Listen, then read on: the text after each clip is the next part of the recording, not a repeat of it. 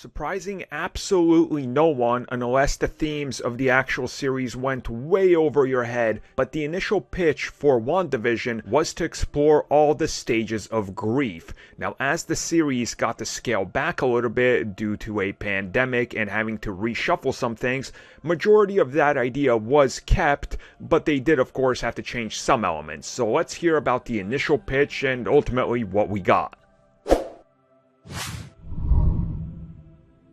So with WandaVision all wrapped up and us eagerly awaiting to see what the next chapter holds for Vision, for Wanda, for their children, and Wanda's inevitable descent into madness as the Scarlet Witch who now holds the Darkhold, let's take it all the way to the beginning. In a recent interview with the New York Times, the WandaVision showrunner Jace Sheffer talked a little bit about her initial pitch for the series when she met with Marvel Studios, what ideas she was coming up with, and the writer's room. And what she laid out was an idea about having the episodes slowly progress through all the stages of grief, loss, and then by the end, acceptance and consequences going forward. And you definitely see that with the start of Wanda's story, not just in the show, but in the MCU as a whole, when we go all the way back to Age of Ultron, what her and Pietro are doing, and then her eventual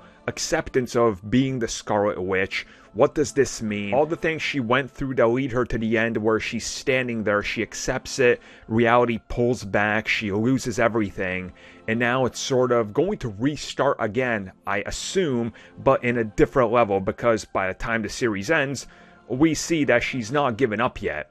It's a different type of grief and loss because now she's trying to figure out a way to bring them back in an even more dangerous way. And I really do like that in these interviews they talk a little bit more about how there was changes made in regards to how they had to approach this, because as they revealed, they mapped it out for more episodes and more time, but it kept changing and evolving due to shutdowns, due to how much time they had remaining, due to various other factors that go into this, and I think they pulled it off to the best of their ability. Would it have worked better if they had more episodes? Sure, like the idea of the CSI episode, for example. That sounded pretty cool, but they sort of tied those elements into episode 8 because they just didn't have more time to explain every single part of every single emotion and dedicate whole arcs to it, which, again, this is TV, it's different, but at least they had this amount of time to explore this in the way they did and not have